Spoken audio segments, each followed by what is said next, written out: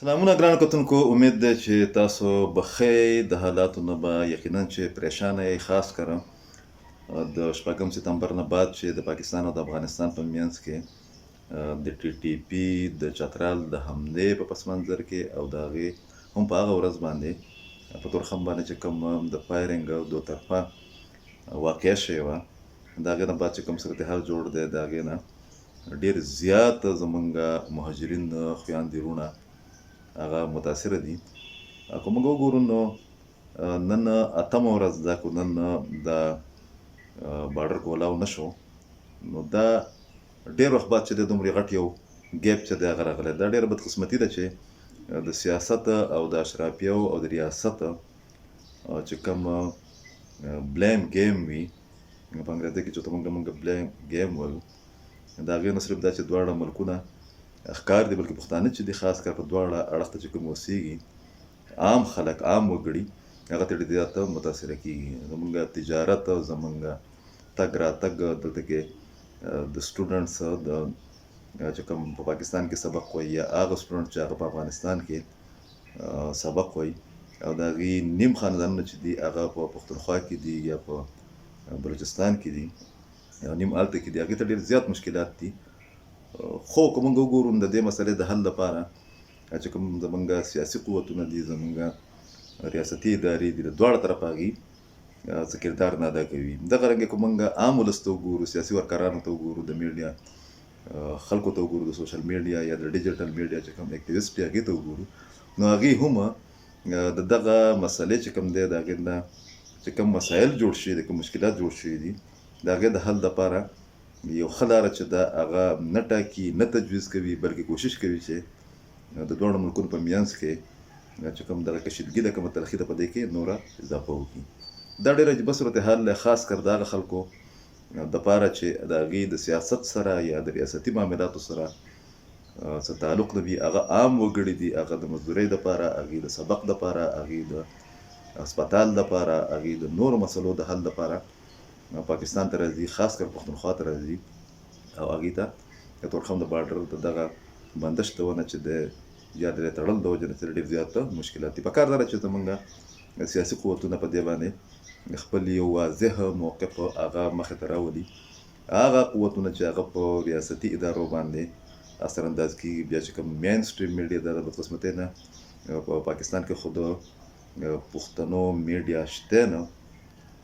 خو افغانستان کې پکار ده چې کوم خلک د ډیجیټل میډیا د لارې رایه عامه چې کوم ده هغه هوارولی شي، نو پکار ده چې هغې یو مثبت کردار ادا کړي، پکې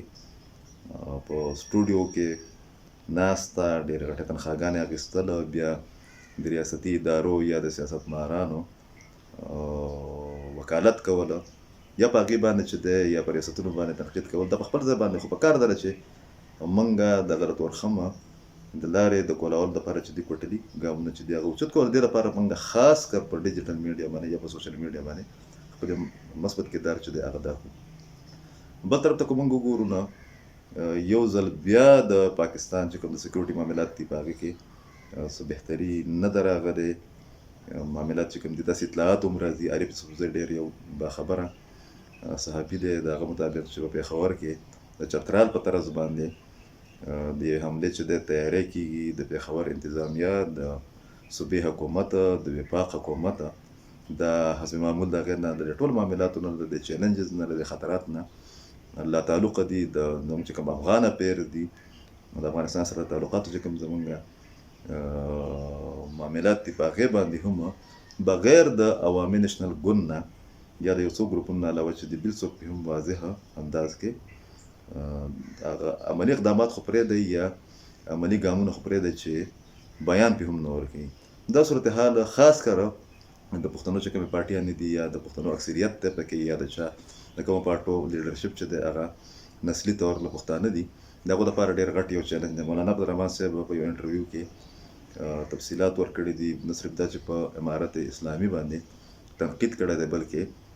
په طالبانو باندې هم تنقید کړی دی، پاکستان په پالیسیانو باندې هم کړی دی، د ټارګټ کیلینګ په معامله باندې چې دی تشویش اظهار کړی. دا هم ویلي چې که دا صورتحال وي نو په خیبر پښتونخوا کې الیکشن چې کوم دی هغه به ډېر زیات مشکل شي د پولیټیکل پارټو دپاره. دا هم ویلي دي چې د کله نه طالبان په افغانستان کې راغلي دي، د هغې نه بعده د کراس بارډر ټیرریزم چې کوم واقعیت دي په هغې کې اضافه شوې ده. هغې دا ویلي چې زمونږ 19 کسان د دغه هدفي وژنو چې د ټارګټ کلینګ چې ورته موږ وایو د هغې نښه جوړه شوې دي. هغې بیا دا یو تجویز ورکړی دی چې د دواړو ملکونو په منځ کې د ټولو معاملاتو د حل لپاره چې دی یو کمیشن چې دی هغه د جوړ کړی شي، او هغه د دې خبرې جاج والي چې کو کراس بارډر ټیرریزم کیږي نو د هغې مخنیوی چې دی هغه به څنګه کیږي. په دغه باندې یو بحث پکار دی، د هغې چې دی جایزه اخیستل پکار دي، او هغه سیاسي کارکنان چې هغه په خپلو پارټو باندې یا د خپلو پارټو په پالیسو باندې اثر انداز کیږي، میډیا پرسنز چې کوم دي، د میډیا خلک او د سوشل میډیا هغه خلک چې د هغې یو ډېر غټ رینج وي یا د هغې غټ فالوینګ وي، پکار دا ده چې هغه په دغه لګېدلي اور باندې د نورو تیلو اچولو کوشش ونه کړي. د عام افغان وګړو، د عام پښتنو چې کوم دی د هغې خیال وساتي، خاص کر د مریضانو، د طالب علمانو، د ماشومانو، د زنانو، هغه خلک چې هغه د غم خاطرې دپاره، خاص کر د مړو په حالت کې چې خلک کله وفات شي او ترې خبر ده به